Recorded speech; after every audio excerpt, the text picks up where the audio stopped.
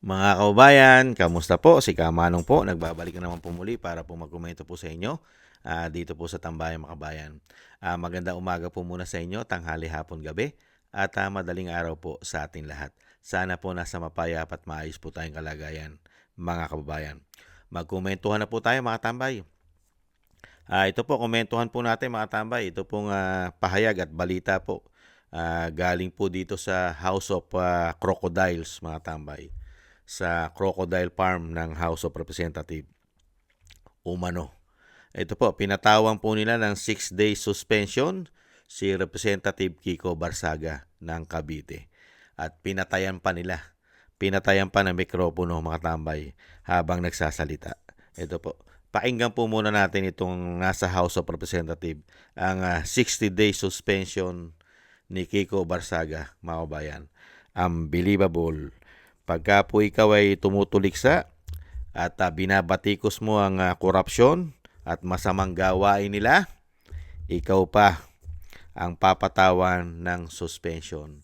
Pero pag nagnanakaw ka sa pera ng taong bayan, ay hindi ka pwedeng masuspend at hindi ka pwedeng makulong. Proud na proud pa po ang mga hayop. Proud na proud pa po sa mga sarili nila ang mga demonyo umano. Pakinggan po natin ito mga kababayan.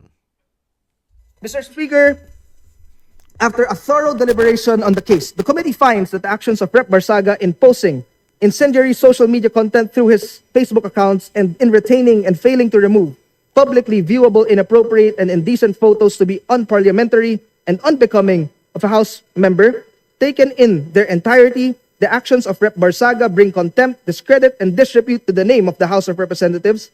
His actions reflected negatively upon the dignity, integrity, and reputation of the House of Representatives as an institution of the members of the House individually and collectively. Consequently, the committee finds respondent Representative Kiko Barsaga of the 4th District of Cavite guilty of disorderly behavior by violating Section 141A, Rule 20 of the Rules of House of Representatives, 4C of RA 6713, or the Code of Conduct and Ethical Standards for Public Officials and Employees, and by engaging conduct unbecoming of a member of the House, and recommends the imposition of the penalty of 60 days suspension from office without the benefit of salaries and allowances during the period of suspension, with a stern warning that repetition of similar misconduct will result to a more severe disciplinary action.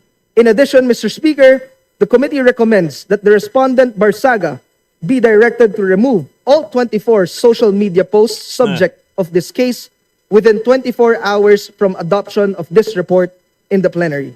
Mr. Speaker, let this be a reminder to all the members of the House of Representatives that as trustees of the people, we are expected to conduct ourselves in a manner that would reflect the dignity of our position in society and in public service. Let us be more circumspect in our acts and words and be mindful of the high standards of propriety required of us as legislators. Maraming salamat, Mr. Speaker.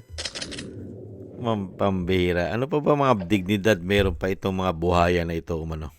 Mga bayan, may dignidad pa ba yung mga tao na yan? Kung masusunog nga lang po sa tingin at sa salita ng taong bayan, marami na pong nasunog na mga congressman at lalong-lalo po yung mga nasa mga makakaliwang grupo. Hindi kaya itong mga House of Representatives na ito, baka marami na pong nasunog, mga bayan, kung ang boses lang ng taong bayan ay nakakasunog po sa mga hayop na yan umano. At pakinggan po natin itong pinatayan pa nila habang nagsasalita si Kiko Barsaga, mga bayan. Ibang klase itong mga may dignidad na ito. At mga honorable daw ang tawag sa kanila, mga bayan. Kapita-pitagan, mga kabayan. Ganyan po ba ang kapita-pitagan na lingkod bayan sa ating bansa? Hindi nga nire-report sa Pilipino kung ano pinaggagawa ng mga hayop na yan. Walang mga resibo. Nagre-report po ba sa taong bayan ng mga hayop na yan umano? Para malaman ng taong bayan kung ano mga pinaggagawa niyan. At kung saan po dinala ang pera natin, nakita naman natin kung saan nga pala dinala. Saan nga pala dinala, mga tambay? Pinagtatago sa kanilang mga bolt, hindi kaya. Ito po, pakinggan po natin yung pinatayan ng mikropono. Kiko Barsaga is hereby recognized. Okay. Testing. I wholeheartedly accept the decision of the committee. But I maintain my stance that President Marcos must be held accountable for his crimes. Too many people have died and too much money was plundered from the Filipino people for us to stand down now. Whatever punishment may fall upon me and others who stand against this president who has lost his constitutional mandate of serving the Mr. people is Speaker, inconsequential point of in order. relation to the amounts of lives Mr. Speaker, and point of futures order. that will be saved when Majority President Leader. Marcos leaves Malacanang. It took the deaths and imprisonment Point of Majority order, Leader. Mr. Speaker. to bring Marcos Sr. to Point of order, Mr. Hindi po nila matanggap. Nakita niyo po mga kawalang yan, mga congressman na yan, mga representative na yan. Yung kaalyado po ng binagoong Pilipinas. Masamang masama po sa pandinig nila pagka sinasabihan po yung ginawa po ng kanilang commander-in-chief na pagnanakaw, matamay, yung may accountability, lalong-lalo po sa malawakang korupsyon. Hindi po matanggap na mga nasa House of Crocodile yung sinasabi po ni Representative Kiko Barsaga, mga kababayan. Nakita niyo po, napakarami pong buhaya diyan sa institusyon na yan. At yung sinasabi po may mga dignidad, yung mga tao na yan.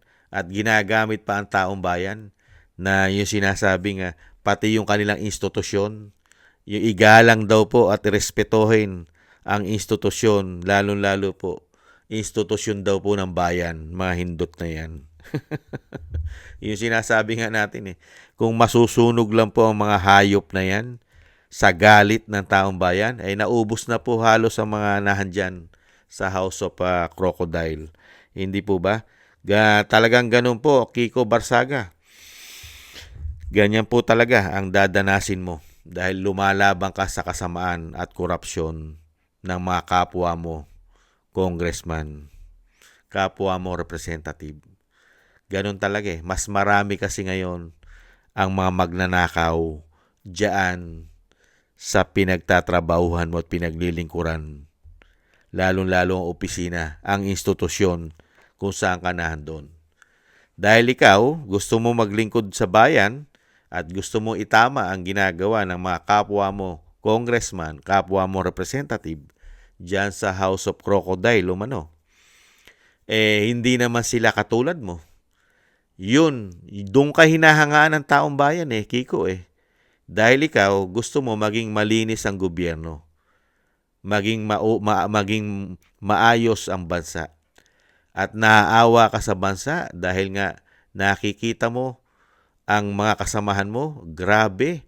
At ang pamahalaan, nakikita mo, grabe, magnakaw sa kaban ng yaman ng mga Pilipino. Nakita niyo po sa buwis ng mga Pilipino. Grabing nakawin, nakikita mo. Kaya lang sa kabila nun, mas marami ang mga magnanakaw magmula sa taas. Kaya yan, matagal ka. Yan naman talagang planado po nila yan na pabagsakin ka, representative. Kung Kiko, planado naman nila yan para patahimikin ka. Nakita mo naman, pati social media mo, gusto nilang pakialaman yung pagiging malayang Pilipino mo, yung freedom of expression mo at freedom of speech ay kikitilin pa rin nila. Ganyan po katitindi ang mga buhaya na yan umano. Kung talagang walang tinatago yung mga buhaya na yan, bakit sila nasasaktan?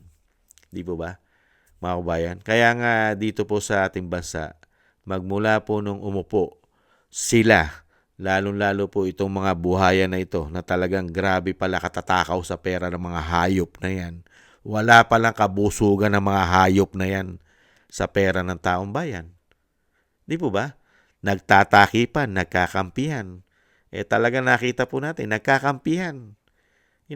Iisa si Kiko Barsaga na nagsasabi na katotohanan dyan at ilan-ilan mabibilang lang po natin sa ating mga daliri ang nagsasabi po ng katotohanan dyan sa House of Representatives.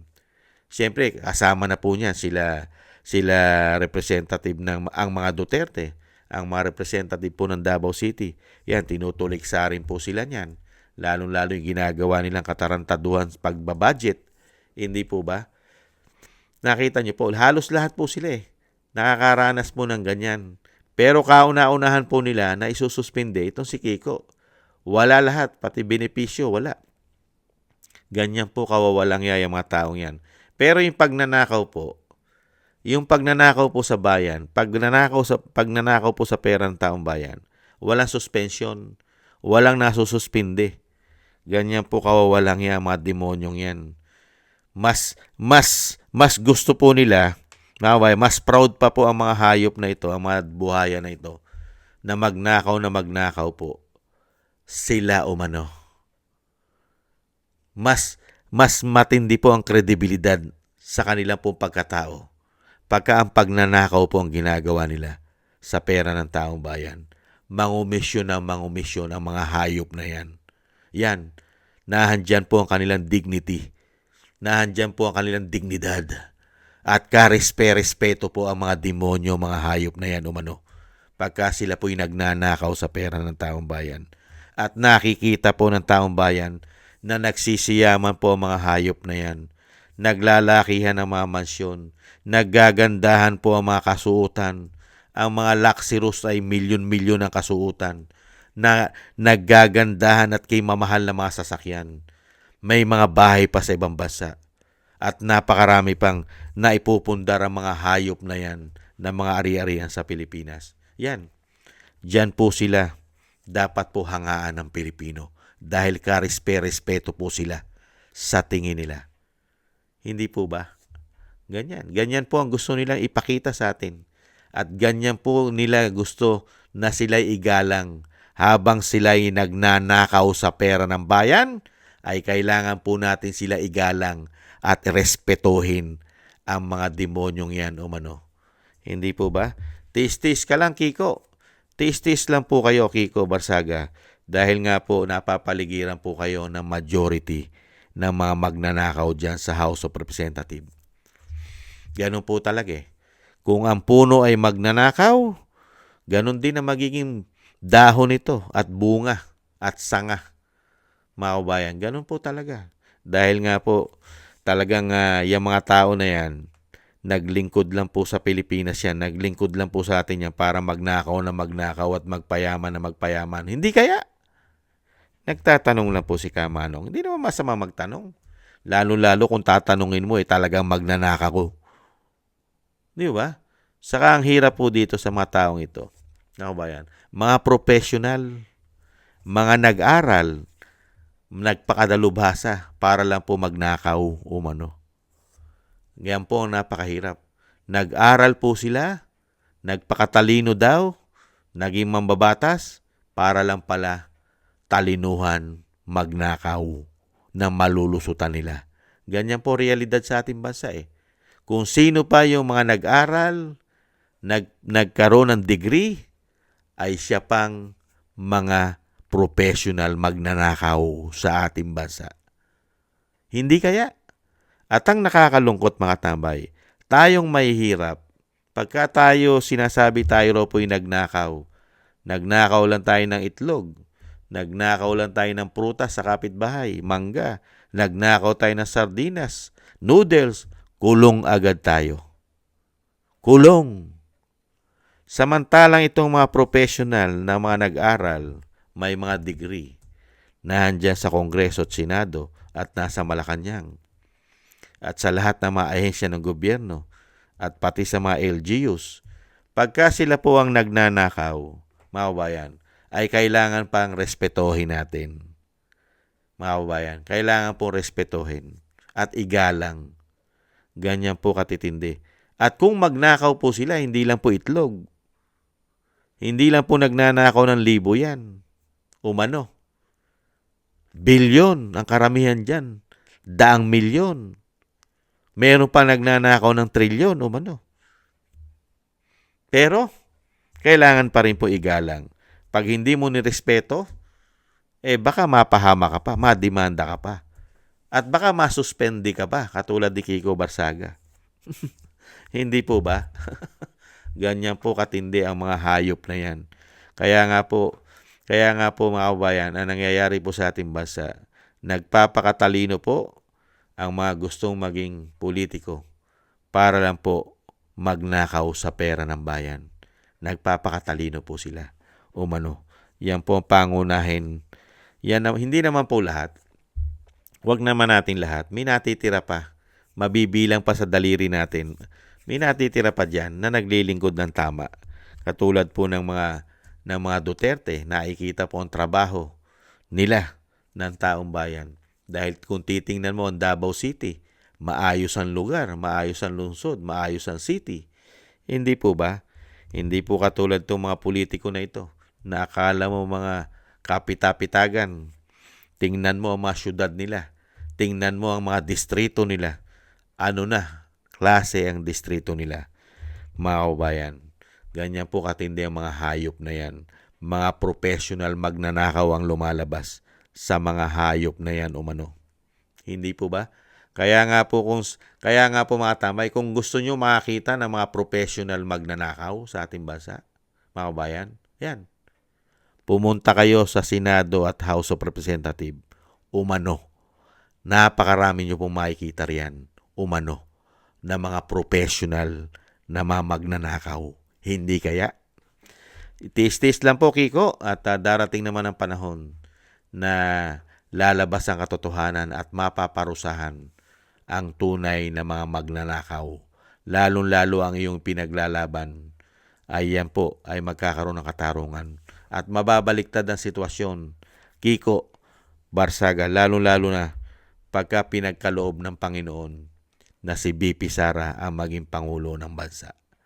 Pag si BP Sara ang pinagkaloob ng Panginoon maging leader ng bansa, Kiko Barsaga, ayan, makikita mo at makikita ng sambayan Pilipino ang mga professional na mga magnanakaw ay magsisitakbo at magsisitago yan. At sana'y mahuli yan pagka si BP Sara ang naging presidente sa mga professional na magnanakaw dyan sa ating bansa, mga kababayan. Maraming salamat po. Siyempre po, ingat-ingat ka, Kiko. Ingat-ingat ka at patuloy ka lang sa iyong pinaglalaban. Ang taong bayan ay nakikita ang iyong kabutihang ginagawa para sa ating bansa. At yan naman, sana Kiko, at sana hindi ka magawa ng kasamaan at hindi ka nila mabura. Huwag ka sana nilang mabura sa lipunan. Kiko, ingat-ingat ka. Ingat-ingat. At thank you rin po sa ating mga gusto ng ating Tambayang Makabayan sa YouTube at TikTok. At ganoon din po sa mga nagko-comment, like, share, and subscribe. At syempre po sa mga nagbibigay po ng tulong, thank you po mga kababayan. Shoutout po sa inyong lahat. At ingat-ingat po kayo. At syempre po ang panalangin po natin sa ating bansa na sana po mawakasan na po ang mga kademonyohan ng mga taong ito sa ating bansa. At ganoon din po ang ating pong pag-iingat. Manalangin po tayo magsama-sama na maingatan po at ipanalangin po natin ang buong sambayanan po natin at ang pamilya Duterte na tayo pong lahat ay maingatan sa kapahamakan at madugtungan pa po ang buhay at kalakasan ng dating Pangulo at siya po ay makalabas sa lalong mabilis. Maraming salamat po sa mga dasal, mga kabayan, at muli po tiis-tiis po tayo mga tambay, konting tiis lang po at darating naman po ang muling pagbangon ng ating bansa. Paalam, ingat po. Bye-bye.